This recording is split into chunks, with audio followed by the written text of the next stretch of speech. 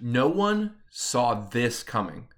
We have a Ravens free agency update that is very interesting and is going to be a major storyline as the season progresses and as we look towards the Ravens' future on offense. What is going on? My name is Sam Stewart. You are watching Ravens Digest. Hope everyone is doing well today.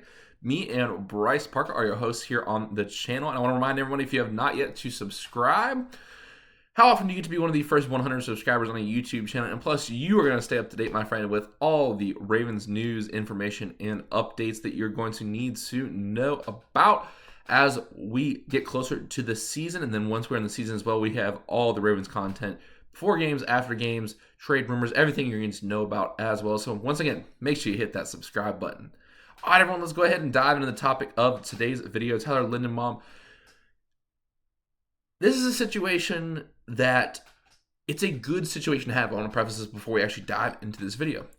How often do you get to have a rookie player that you wish you would have extended earlier because they are performing so well? Now, Linderbaum has been a guy that has kind of been underrated, I would say, in terms of what we talk about with this Ravens team this offseason. We've talked about possible extensions for Lamar Jackson. We've talked about a big moment this offseason was the extension for Derrick Henry. Talked about, extensions for Bateman.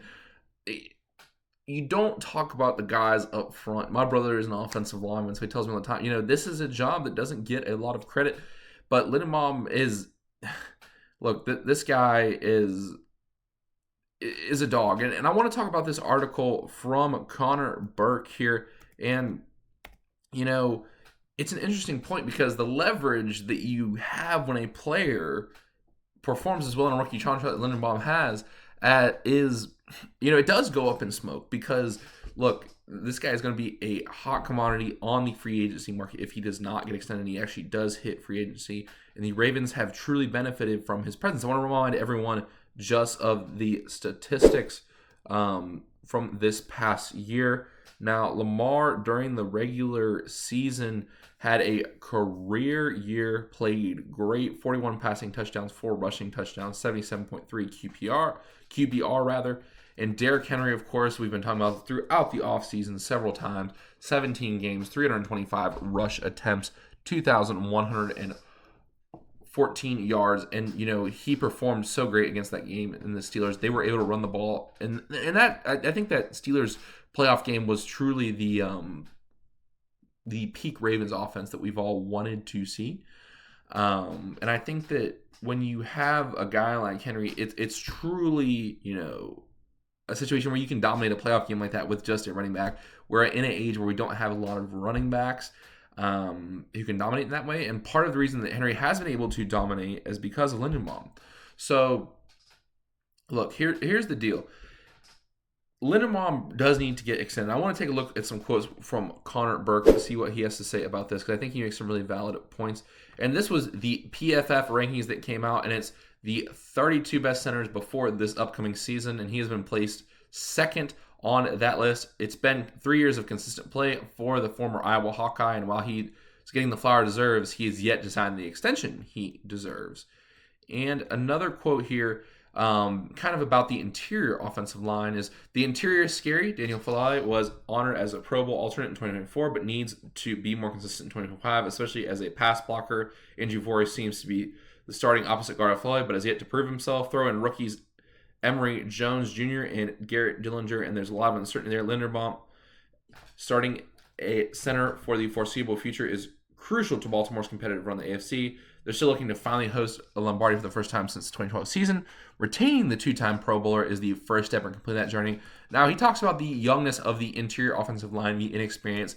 And, for some of the people who may not be as familiar with the offensive line side of the game, like I said, my brother, so I hear from all the time, your center is your captain of the offensive line. He's calling out the coverages. It starts with him. And for this guy to be this, dominant as a rookie, this consistent, be a Pro Bowler, like this, we have something as Ravens fans that I don't know if we're fully appreciative of what Linderbaum is doing as a young player. And it's really, truly something that does not need to be taken for granted. And one other point he makes in this article is about that offense. The Baltimore ran for a league best 3,189 yards at 24. None of that would have been possible without Linderbaum. The 25-year-old led the interior offensive line in complete dominance, paving the way for one of Henry's best seasons. He has a knack for wiping out defenders downhill. He also makes everyone around him on the line better.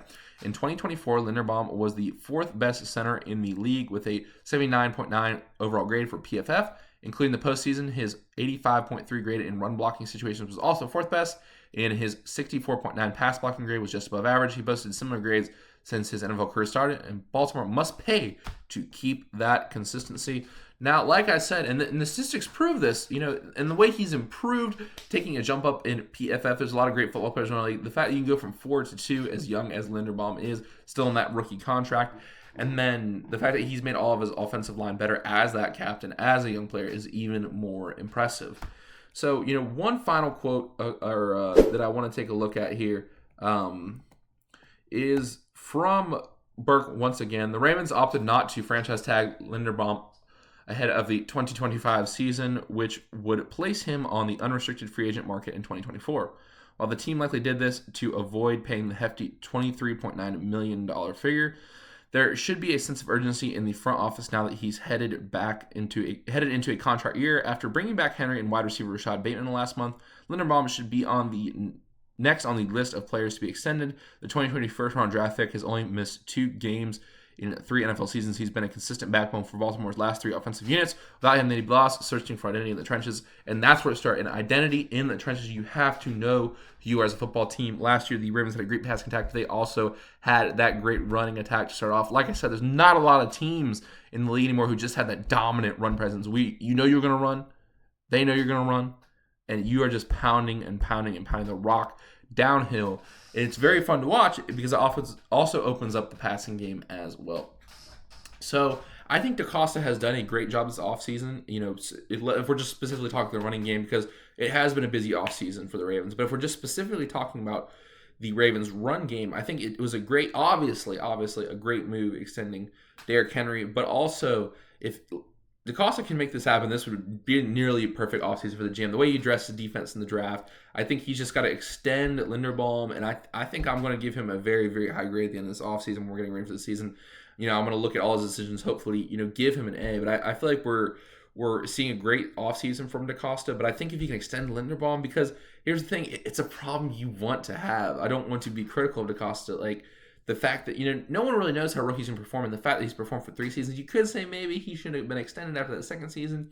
We should have made that happen with the franchise tag. But look, it's a good situation to be in. I'm excited to see him take the field again next year, but I want to see him here long term. Let me know in the comments whether or not you thought Linderbaum should have been extended before this year and how big of a priority this is as we approach the season. Once again, my name is Sam Stewart. This is Ravens Digest. I hope you enjoyed watching. One more time, if you haven't, go ahead and hit that subscribe button to stay up to date with all your Ravens news and information. Until next time, my name is Sam Stewart. We'll see you next time.